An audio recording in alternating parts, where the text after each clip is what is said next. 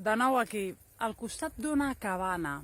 Això m'ha fet pensar amb el primitivisme i amb tota aquesta onada d'art que se n'hi deia primitiu, mal dit, no?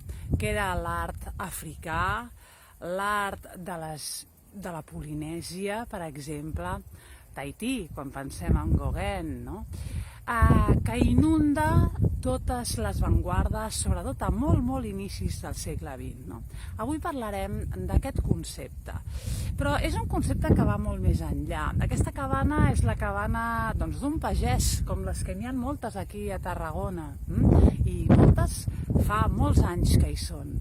La cova, la cabana.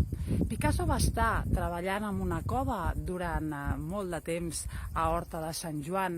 La recerca de l'autenticitat, del viure en la natura, d'una manera absolutament defugint l'artificialitat de la ciutat, d'una manera en unió amb tot l'univers, o com deia Rousseau, el qual admiraven molt, anant a buscar el bon salvatge.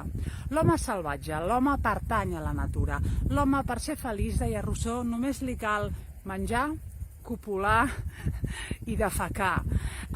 L'home és una persona molt més instintiva, és un ésser molt més instintiu del que Plató i tota la tradició clàssica ens han dit. Vam parlar de Nietzsche, vam parlar d'aquest concepte d'un retorn a l'instint, d'un retorn a la visceralitat, d'un retorn a la irracionalitat, que propugnava Nietzsche, però també propugnaven altres filòsofs com Bergson, que parlava de l'élan vital, de l'instint, no, d'aquest instint vital, però també Freud parlant de l'inconscient.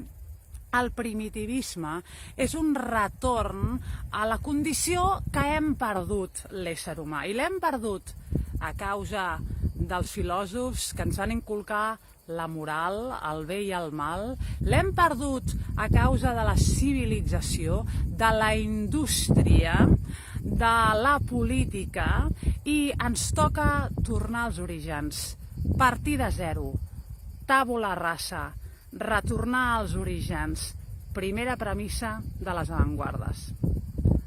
Salut des de la meva cabana de Tarragona.